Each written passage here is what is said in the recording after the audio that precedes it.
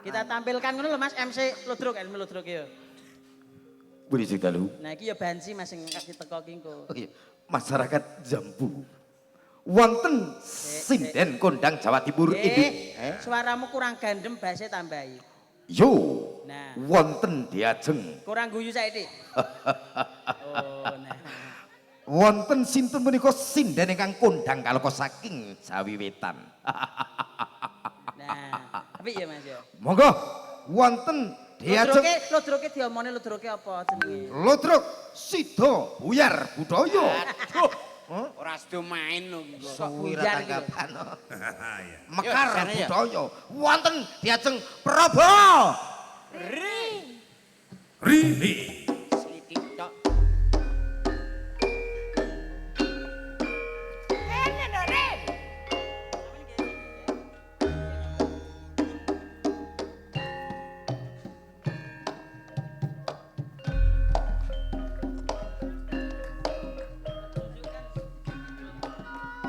Kentrungan.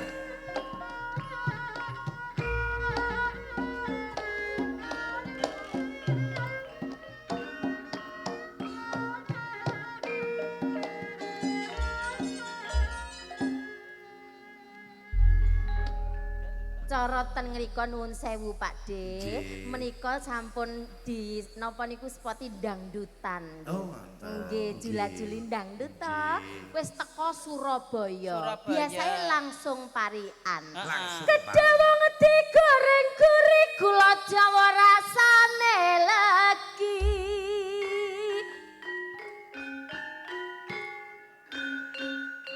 Iya. Aku ngedong muga-muga ditambahi nek gak ditambahi sampai besok ya tak enteni. Ganti isin.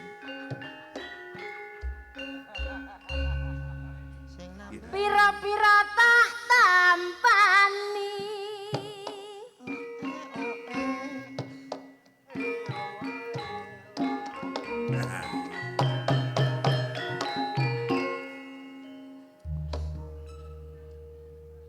Sego jagung dicampur tomat wong sing ngedong calon bucamat. Wah, luar biasa. Aduh. Sama jambu Amin, kene. Eman-eman ayo nandur sing kredit pangan. Enten kali lak kulon kali tengah-tengah tanduran sere awal hati sore ngaji tak dongakno masyarakat kabeh etan kali kok kulon kali tengah-tengah tanduran tebu etan ngaji nek kulon ngaji ngaji bareng masyarakat Jambu cekap senonton kidungan kula selan boten barang karasa.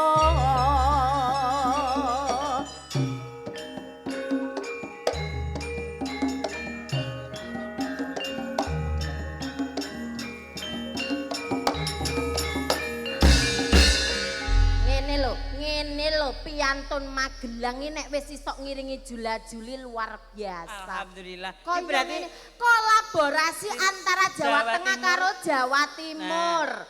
Aku ado-ado nuwun sewu nggih Nggih, Pakde. Mas, Kula nggih. dugi Sidoarjo. Sidoarjo. Sidoarjo Surabaya berarti kasana budaya yang berbeda. Kasana bahasa. Nggih. Basa kula niku cara Sidoarjo Surabaya.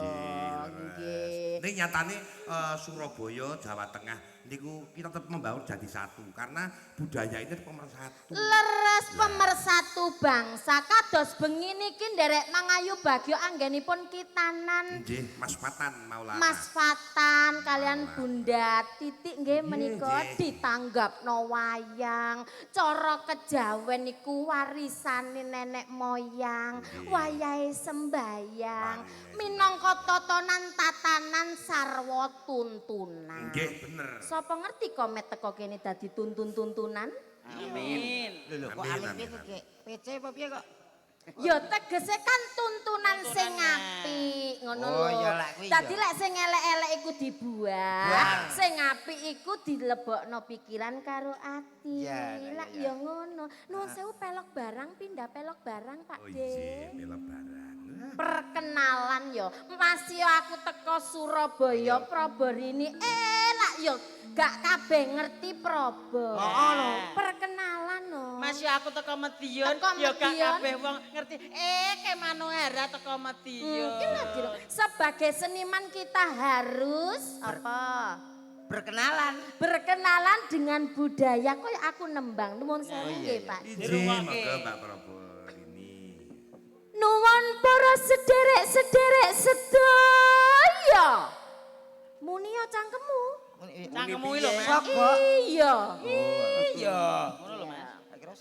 Ora gelem semayan kok. Lah kan wis tak kandhani. Iya iya. Nuwun para sederek-sederek sedaya. Iya. Tepangaken nami kula Praberini saking Sidoarjo